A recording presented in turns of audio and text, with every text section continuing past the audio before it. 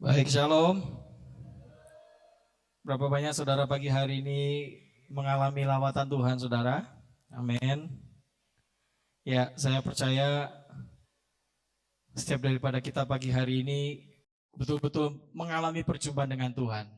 Karena kalau kita cuma datang-datang ibadah tanpa kita mengalami perjumpaan dengan Tuhan, saudara, saya nggak bilang ibadah kita sia-sia, enggak. Ya, karena siapa saya judging orang, menghakimi orang bahwa kita nggak mengalami perjumpaan, enggak. Tapi gini, saudara. Setiap saudara datang untuk beribadah kepada Tuhan, harapkan sesuatu dari Tuhan. Harapkan sesuatu dari Tuhan. Bawa doa saudara. Saudara datang pagi hari ini, mau apa dari Tuhan? Minta sama Tuhan, saudara. Haleluya. Carilah, maka engkau akan. Gak ada yang jawab. Cari, maka engkau akan mendapat. Ketok, maka pintu dibukakan. Amin. Jadi datang sama Tuhan, saudara, karena Tuhan, selain aku bawa hati dan hidupku sama Tuhan, tapi Tuhan, ini loh Tuhan. Ya, ayo kita mau masuk tahun 2025 ini, dan kita ada di awal tahun 2025, kita masuk dengan hati yang baru, amin. Kita masuk dengan hati yang dipulihkan Tuhan, agar supaya kita melewati hari demi hari di tahun 2025 ini dengan damai sejahtera. Haleluya. Baik. Belum terlambat kalau saya mengatakan selamat tahun baru. Haleluya. Coba saudara lihat kiri kanan saudara sambil katakan Happy New Year, selamat tahun baru. Depan belakang saudara yang mungkin kemarin gak datang tanggal 31. Nah ya, bilang selamat tahun baru. Wah. Ada yang berulang tahun, tanggal 1. Ya. Tahun 2025, Pak Arifin, gembala kita di Rock International Ministry menetapkan satu tema yang berbicara tentang the year of preparation. Tahun persiapan. Amin. Sebetulnya kami tahun berapa tuh? 2023 ke 2024 ya. Itu kita juga mencanangkan di ulang tahun kita yang di bulan Juli tahun 2023, the year of preparation juga. Jadi kita mengalami double preparation, amin. Ya, persiapan kita menjadi lebih matang, saudara. Dan mungkin nanti saya akan share kalau saudara nanti lihat entah itu di grup dan di tahun ini kita berbicara tentang bagaimana hidup kita sesungguhnya akan betul-betul dibersihkan sama Tuhan, saudara. Karena kita sudah bukan menjelang lagi, bahkan kita sudah di akhir penghujung zaman. Kami pernah ikut satu seminar, saudara, di Bali, seminar tentang akhir zaman, dan yang membawakan seminar ini adalah orang Israel sendiri. Dia punya perhitungan yang sangat pasti dan valid, gitu ya, bahwa sekarang 2025, 2030 katanya, saudara ya, 2030 itu kita sudah memasuki masa-masa akhir di mana betul-betul the spirit of darkness, antichrist itu betul-betul akan berkuasa. Jadi kita cuma punya waktu 5 tahun ini, saudara. Untuk apa? Mempersiapkan segala sesuatu. Apa yang kita harus persiapkan? Pak Arifin mengatakan ada 5 apa tuh ya? 5P yang sangat berbahaya di tahun ini sampai tahun ke depan, saudara. P yang pertama adalah penyesatan. Kita harus bersiap terhadap penyesatan, saudara. Penyesatan zaman now itu bukan lagi penyesatan yang ayo tinggalkan Tuhan. Terlalu gampang, saudara. Itu udah pasti kita bisa langsung tolak dalam nama Yesus, usir, gitu ya. Tapi penyesatan zaman now mengatasnamakan gereja. Gawat ini, saudara. Bahkan sudah masuk di Sampit. Ada tuh aliran dari Korea. Tipis sekali bedanya antara kekristenan yang sesungguhnya sejati dengan apa yang mereka ajarkan, supaya gini, seolah-olah memudahkan kita menjadi orang Kristen itu mengikut Tuhan itu menjadi lebih gampang. Tanpa saudara sadari, sebetulnya Tuhan Yesus mengajarkan bahwa kehadiran Tuhan Yesus ke muka bumi adalah menyederhanakan segala sesuatu untuk kita bisa menghidupi yang namanya setiap hukum Tuhan. Nah, Kalau hukum Taurat atau 10 perintah Allah itu sangat-sangat susah untuk dilakukan, saudara. Tapi kehadiran Tuhan Yesus ke muka bumi ini menyederhanakan segala sesuatu supaya kita bisa menjadi para pelaku-pelaku firman. Amin. Tapi begini, saudara, kita mesti ngerti bahwa Tuhan Yesus yang adalah pribadi kasih dan sang anugerah itu sendiri, ya, dia tidak meniadakan hukum, yaitu hukum Taurat. Tetapi kehadirannya adalah menggenapinya dengan cara apa? Hukum yang terutama. Apa itu? Kasihlah Tuhan Allahmu dengan segenap hati, dengan segenap jiwa, dengan segenap akal budi dan kekuatan. That's it. Cukup itu, saudara. Baru hukum yang kedua adalah kasihlah sesamamu manusia. Bukankah itu inti dari seluruh hukum Taurat? Betul? Kasih kepada Tuhan, kasih kepada sesama. Kasih kepada sesama itu dari hukum yang kelima. Jangan mencuri, hormatilah orang tuamu, ya, jangan membunuh. Kasih kepada Tuhan, hormatilah Tuhan Allahmu, kuduskan hari Sabat. Intinya kan itu, saudara. Amin. Jadi Tuhan Yesus menyederhanakan. Nah, kita menyederhanakan lebih sederhana lagi. Dengan cara apa? Mengkompromikan kebenaran. Waduh, tahun kemarin kita dibombardir dengan yang namanya Kristen progresif. Masih ingat? Ya. Tahun kemarin kita dibombardir dengan segala dalil-dalil pengajaran. Tidak usah perpuluhan, tidak usah persembahan. Macam-macam, saudara. Ya. Jelas Yesus mengatakan, lakukan apa menjadi bagianmu. Tapi jangan meniadakan yang sudah ada. Itu loh. Tapi kita ini manusia, otak kita itu berpikir seolah-olah melakukan firman padahal enggak. Pakai alasan enggak mau bayar perpuluhan. Istilahnya begitu. Ya, padahal itu hukum Tuhan. Apa yang menjadi bagian Tuhan? Balikan. Tapi kita pakai segala pembenaran-pembenaran manusia. Cuma gini, saudara, mesti saudara pahami ya. Bahwa gini, hubungan kita dengan Tuhan itu juga nggak tergantung dari perpuluhan kita. Seberapa besar, seberapa kecil. Enggak, saudara. Enggak ada hubungan. Seberapa banyak persembahan kita itu juga nggak ada hubungan. Hubungan kita dengan Tuhan itu dari hati kita yang murni loh. Amin. Semakin kita menerima kasih Tuhan, semakin kita mendapatkan cinta kasih Tuhan, dan semakin kita menyadari bahwa kita ini dicintai dan dikasih Tuhan, tidak mungkin kita nggak ngasih buat Tuhan. Amin. Udah itu aja. Nggak usah diperdebatkan gitu loh. Lalu Kristen progresif masuk. Hah? Apa itu Kristen progresif? Ya, seolah-olah firman Tuhan itu harus bisa direlevansikan, bisa dipikir secara logika. Gak bisa, saudara. Yesus berjalan di atas air, masuk akal gak? Gak masuk akal. Tapi bukankah Yesus bilang gini, bahwa tidak ada yang mustahil bagi Tuhan. Amin. Berapa banyak saudara percaya bahwa tidak ada yang mustahil bagi Tuhan? Nah, kalau saudara percaya gak ada yang mustahil bagi Tuhan, lalu ya, ini loh, bahkan terkadang orang-orang di sekitar kita, saudara, berusaha untuk mendalami perbuatan Tuhan yang dahsyat dan ajaib dengan otak kecil yang sebesar kepalan tangan kita ini. Ya, nggak nyampe, saudara, betul, nggak nyampe. Ada aliran yang namanya Christian Science.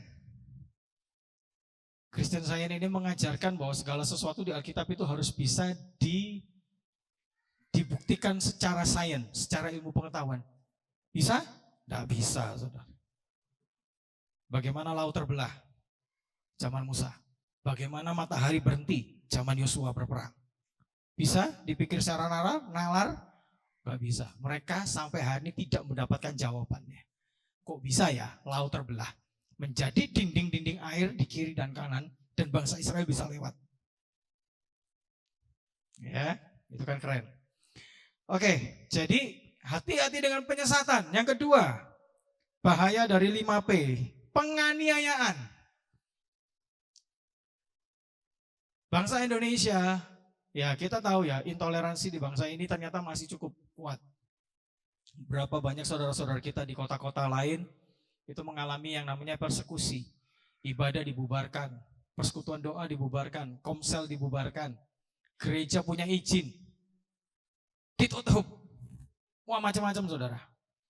Bersyukur kita yang ada di kota Sampit ini tidak mengalami itu. Amin. Jenis penganiayaan kita beda saudara.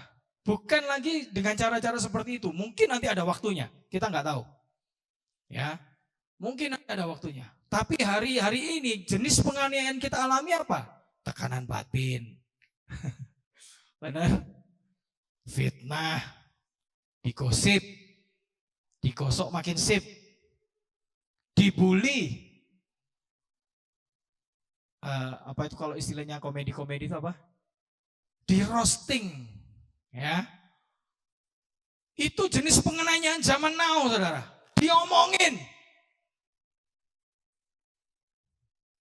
Oh, tahulah ikam. Wah, itu jenis penganiayaan zaman sekarang, saudara. Ya, Matius pasal yang ke-25, bagaimana orang kita langsung judge, kita langsung penjarakan dia dalam pikiran kita. Ini penganiayaan zaman sekarang, saudara. Kita mesti hati-hati. Yang ketiga, pemurtatan. Dunia akan mengarahkan kepada kita, anak-anak Tuhan, sampai akhirnya kita meninggalkan Tuhan. Wes gak Tuhanan Tuhan lagi. Dunia akan membuat supaya kita kecewa sama gereja. Dunia akan membuat supaya kita kecewa sama hamba-hamba Tuhan. Wah, saudara, kalau ikuti di IG, saudara, ada pastor lifestyle. Ya, pendeta-pendeta itu dibredel, saudara, dari rambut sampai kaki. Jasnya mereknya apa, bajunya apa, jam tangannya apa, cincinnya merek apa, sepatunya apa, gitu. Sampai sabuknya, wah tuh, lalu ditotal. Hamba Tuhan ini, apa namanya, suite-nya semua ditotal 500 juta. Ada itu semua di IG, saudara. Ya, jadi kita ini sedang diarahkan bagaimana supaya kita tidak lagi percaya sama Tuhan. Lewat apa? Orang-orang di sekeliling kita. Kehidupan sehari-hari. Dibredelin, saudara. Supaya kita murtad, kita lagi, wis gak Tuhanan Tuhan. Gak Tuhan-Tuhanan wis. Gak percaya aku sama Tuhan. Wis gak gereja-gerejaan wis. Apa gereja cuma nyanyi-nyanyi tok. P yang keempat, pengkhianatan. Ini juga banyak kita alami di gereja, saudara. Di depan kita baik, di belakang nusuk, saudara. Di depan shalom, Pak Gem, bukan. Di belakang, wah, basi. Wah, Pak Gem nih gini, bukan nih begini. Itu bukan kata pengkhianatan, saudara. Kalau dunia bilang Judas kiss, Judas. Hati-hati dengan bahaya-bahaya ini, saudara. Yang terakhir, 5P yang terakhir adalah pesta pora kedagingan. Ya. Bukan saya melarang pesta-pesta, enggak. Tapi ada tambahannya, pesta pora kedagingan. Hati-hati, saudara. Dunia akan membawa kita supaya kita ini sukanya kumpul-kumpul, but there is no words of God. Tapi tidak ada firman yang disampaikan. Saya sering mengingatkan anak-anak muda kita, enggak apa-apa fellowship. Perkuat fellowship kita satu dengan yang lain. Tapi pastikan apa yang kita bicarakan di dalam. Amin. Haleluya. Wah, ini pesan awal tahun kok udah serem. Nah ya saudara ya, jangan khawatir. Gitu. Pesta pora kedagingan, saudara. Tapi saya sering mengajarkan bahwa dalam Kristus ada yang namanya nasihat, dalam Kristus ada penghiburan kasih, dalam Kristus ada persekutuan roh, dalam Kristus ada belas kasih, dalam Kristus ada kasih mesra. Haleluya. Jadi kalau saudara berkumpul, pastikan saling. Bukan saling menjatuhkan, bukan saling menusuk, saudara. Amin. Nah, itu persiapan-persiapan yang harus kita hadapi. Tetapi hari ini saya akan bahas dari sisi persiapan yang lain. Yesaya pasal yang ke-40 ayat 3-5 berkata seperti ini. Ada suara yang berseru-seru, persiapkanlah di padang gurun jalan untuk Tuhan. Ya, itu dia. Luruskan di padang belantara jalan raya bagi Allah kita. Setiap lembah harus ditutup dan setiap gunung dan bukit diratakan. Tanah yang berbukit-bukit harus menjadi tanah yang rata. Dan tanah yang berlekuk-lekuk menjadi dataran. Maka kemuliaan Tuhan akan dinyatakan dan seluruh umat manusia akan melihatnya bersama-sama. Sungguh Tuhan sendiri telah mengatakannya. Amin. Kehidupan kita, orang percaya, adalah mempersiapkan jalan bagi kedatangan Tuhan Yesus yang kedua kali. Haleluya. Kita dipanggil untuk mempersiapkan kedatangan Kristus yang kedua. Kedatangan Yesus yang kedua kali, saudara. Melalui apa? Hidup kita. Kalau zaman itu Yohanes di padang gurun, ya kan? Dia berseru-seru, bertobatlah sebab kerajaan Allah sudah, ya, dan sebagainya. Tapi sekarang kita adalah orang-orang yang dipanggil, dipilih dan ditetapkan oleh Tuhan untuk apa? Mempersiapkan jalan bagi Tuhan. Prepare the way of the Lord. Mempersiapkan jalan bagi Tuhan. Artinya apa? Artinya kita mempersiapkan jalan bagi Tuhan melalui kehidupan kita. Berbicara tentang kehidupan kita, apa itu kehidupan kita? Hidup kita, hati kita adalah jalan bagi Tuhan untuk kedatangan yang kedua kali. Coba bilang kiri kanannya, berikan hatimu untuk Tuhan. Loh, ngomong saudara, kiri kanan depan belakangnya bilang, berikan hatimu untuk Tuhan. Ya, ini yang kita mesti persiapkan. Makanya dikatakan di ayat itu kan, lembah ditutup, gunung dan bukit diratakan.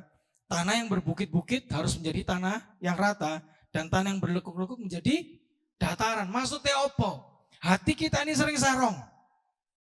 Hati kita ini sering berbelok-belok, saudara.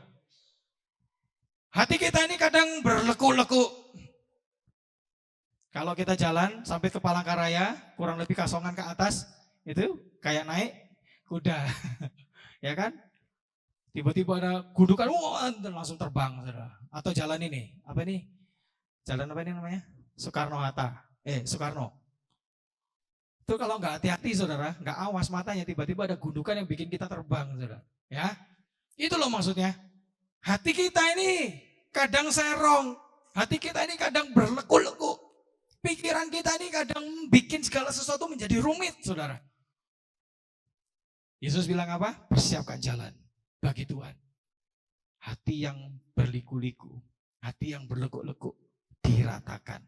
Ratakan tanah bergelombang. Ya kan? Terus apa?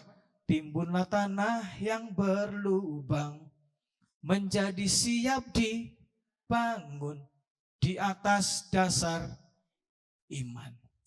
Lagu itu diambil dari sini.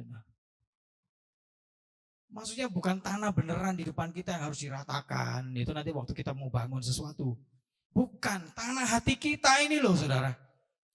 Diratakan, yang berlubang itu ditutup. Maksudnya apa? Pemulihan harus kita alami. Amin. Kita mempersiapkan jalan bagi Tuhan melalui kehidupan kita. Melalui apa? Iman. Iman kita, saudara. Lukas 18 ayat 8 bilang gini. Aku berkata kepadamu, ia akan segera membenarkan mereka. Ia itu Tuhan, Bapa kita. Akan tetapi jika anak manusia itu datang, dibilang apa? Adakah ia mendapati iman di bumi? Saya kalau selalu ngomong iman, saya pasti akan langsung masukkan kepada pengenalan akan Tuhan. Amin. Iman adalah percaya, betul. Tapi percaya dasarnya adalah kenal. Katakan kenal. Kalau saudara cuma ngomong iman, percaya, tapi saudara nggak kenal siapa yang saudara percaya, lah iku apa itu? Ya, modal dari iman adalah percaya. Tapi modal dari percaya adalah kenal siapa yang saudara percaya. Jadi iman berbicara tentang pengenalan akan Tuhan. Untuk mengenal Tuhan, kita perlu membersihkan yang tadi. Hati yang serong, hati yang berkelok-kelok, hati yang berbukit-bukit, hati yang berlubang-lubang, hati yang berlekuk-lekuk itu harus dipulihkan. harus dibersihkan. Amin. Ya tadi lagu-lagu yang terakhir itu saudara itu spontan, tidak ada dalam list kami tim di sini waktu kita nyanyi tadi. Enggak. Makanya Tuhan gerakkan, ayo ambil perjamuan kudus terlebih dahulu. Kita minta Roh Kudus jamah hatiku. Ya. Nah, memasuki bulan Januari ini, tema bulan Januari berbicara tentang restoring relationship. Hubungan yang dipulihkan. Sepanjang 2024 kami mengajarkan bahwa pengenalan akan Kristus itu ditandai dengan apa sih? Pemulihan hubungan demi hubungan. Kita sudah belajar di tahun 2024 kemarin, amin. Hubungan suami dengan istri, hubungan orang tua dengan anak, hubungan pemimpin dengan orang yang dipimpin. Itu adalah hubungan-hubungan di sekitar kita, saudara. Di mana dikatakan rahasia itu besar. Maksudnya di setiap hubungan itu, saudara, itu ada rahasia tentang apa? Pengenalan akan Tuhan. Amin. Suami dengan istri, itu adalah satu kesatuan. Bahkan dikatakan hubungan suami istri itu melambangkan satu tingkat hubungan yang tertinggi antara kita dengan Tuhan. Seperti layaknya hubungan dengan suami dengan istri. Kenapa? Tidak ada kepura-puraan antara suami dan istri.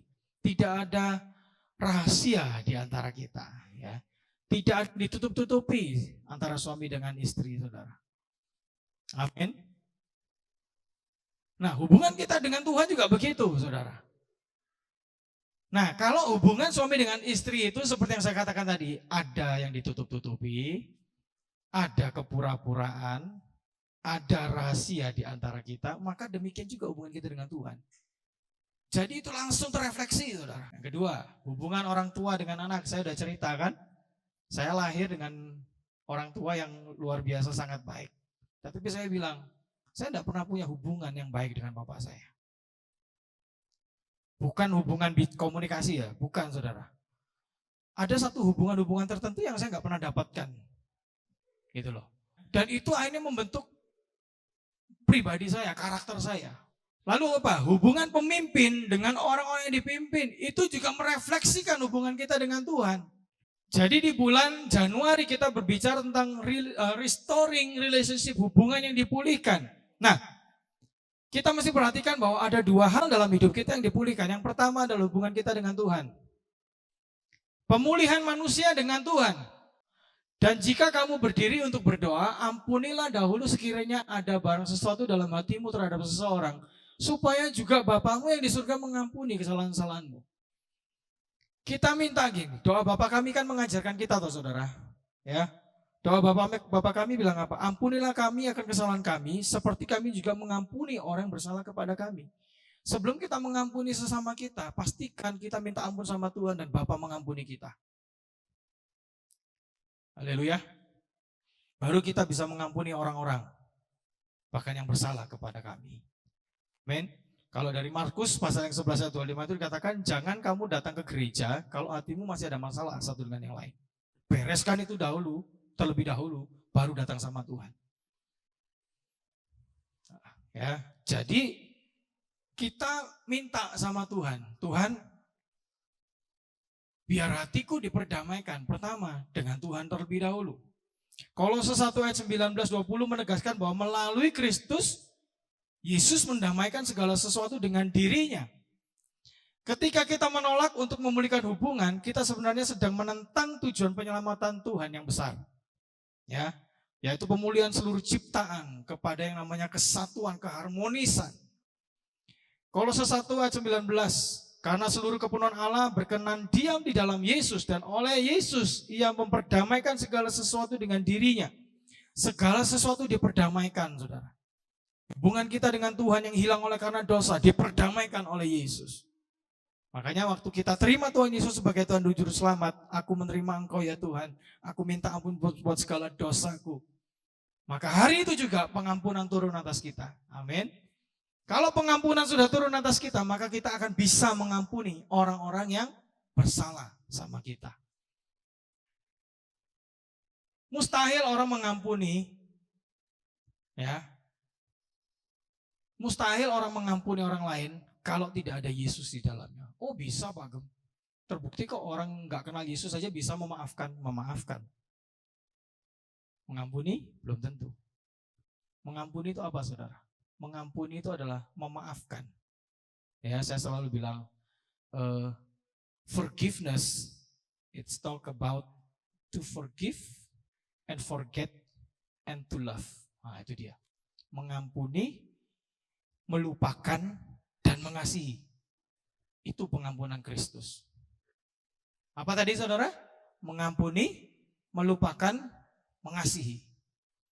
Itu pengampunan Yesus. Makanya kita dikatakan apa? Kita mampu untuk mengampuni orang yang bersalah kepada kita. Kenapa? Karena kita sudah terima pengampunan. Kalau dunia enggak, cukup sampai memaafkan saja selesai. Tapi kalau ketemu lagi, hikam nilah. Kadaku hakon. Kadaku hakon mendatanginya. Kadaku hakon melihat mukanya muak benar. Jelek kali bahasa Banjar saya. Ya gitulah pokoknya ya. Itu dunia saudara. Tapi kalau dalam Tuhan, to forgive and forget and love again. Mengampuni saudara, melupakan segala kesalahannya dan mengasihi dia. Artinya apa? Kita masih tetap bisa berjalan bersama. Bergandengan tangan bersama. Ya. Itu di dalam Kristus. Ya, pastikan kita terima pengampunan dari surga, pastikan kita punya hubungan dengan Tuhan yang sudah dipulihkan dan diampuni. Kita perlu pengampunan dari Bapa supaya kita pun bisa mengampuni orang lain. Amin. Yang kedua, pemulihan manusia dengan manusia. Kasihilah Tuhan Allahmu, baru yang kedua kasihilah sesamamu manusia. Kasih Tuhan menyempurnakan kasih kita supaya kita bisa mengasihi sesama. Manusia dengan manusia, saudara. Ya, minta pengampunan dengan Tuhan dan kita diampuni Tuhan itu gampang. Part kedua adalah waktu kita dengan sesama kita. Pemulihan hubungan suami dengan istri. Hai suami-suami, hai istri-istri. Bagaimana hubungan keluarga saudara? Bagaimana hubungan suami dengan istri di tempat ini? Pastikan saudara pulih dalam hubungan suami istri. Amin. Ya. Hubungan orang tua dengan anak. Kita Maliaki pasal yang keempat. Hati bapa akan kembali kepada anak, hati anak akan kembali kepada bapa. Kan bapa. Ya, bapa itu nomor satu memang. Tapi juga orang tua. Karena mereka adalah satu kesatuan. Amin. Saudara dengan saudara. Jangan sampai ada pertentangan pertikaian, jangan sampai ada ya hal-hal yang terjadi di antara kita. Kitab Efesus pasal yang keempat bilang gini. Efesus 4 ayat 31-32. Segala kepahitan, kegeraman, kemarahan, pertikaian dan fitnah hendaklah dibuang dari antara kamu. Demikian pula segala kejahatan. Tetapi hendaklah kamu ramah seorang terhadap yang lain. Penuh kasih mesra dan saling mengampuni sebagaimana Allah di dalam Kristus telah mengampuni kamu. Yang setuju katakan amin. Kita baca bersama-sama sekali lagi saudara ya. Efesus pasal 4 ayat 31 sampai 32. 1, 2, 3. Segala kepahitan, kegeraman, kemarahan, pertikaian dan fitnah hendaklah dibuang dari antara kamu. Demikian pula segala kejahatan. Tetapi hendaklah kamu ramah seorang terhadap yang lain. Penuh kasih mesra dan saling mengampuni. Sebagaimana Allah di dalam Kristus telah mengampuni kamu. Amin. Buang segala kepahitan. Buang segala kegeraman. Buang segala kemarahan. Buang segala pertikaian. Buang segala fitnah dari antara kita. Dan yang terakhir, buang segala kejahatan. Tetapi hendaklah kamu ramah seorang terhadap yang lain, penuh kasih mesra dan saling mengampuni. Haleluya. Mazmur 133, waktu kita hidup rukun bersama, Tuhan memerintahkan berkat tercurah dalam kehidupan kita. Bahkan kehidupan kekal sampai selama-lamanya.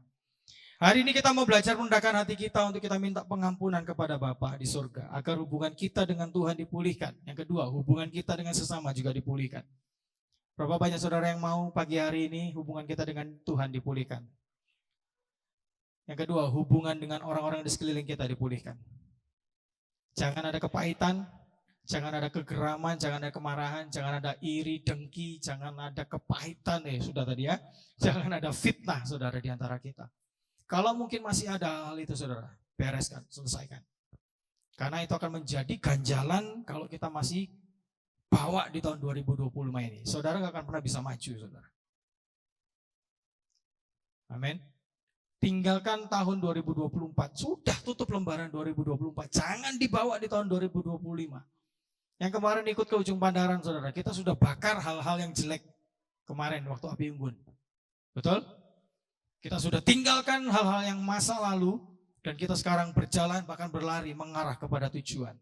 Yaitu tujuan Tuhan dalam hidup kita.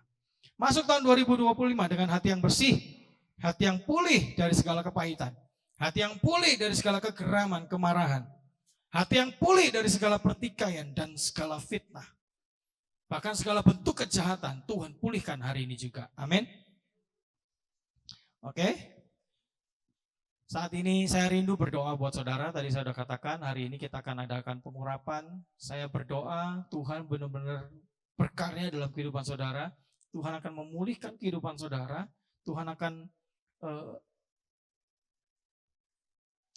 mencurahkan kasih-Nya. Tuhan akan mencurahkan berkat-Nya atas kehidupan saudara. Tuhan akan menyatakan kuasa-Nya pagi hari dalam kehidupan saudara. Ya, supaya saudara menjalani tahun 2025 ini dalam damai sejahtera Tuhan, dalam perkenanan Tuhan, dalam penyertaan Tuhan. Amin. Berapa banyak saudara yang mau disertai Tuhan sepanjang tahun 2025? Saya undang kita sama-sama, yuk bangkit berdiri.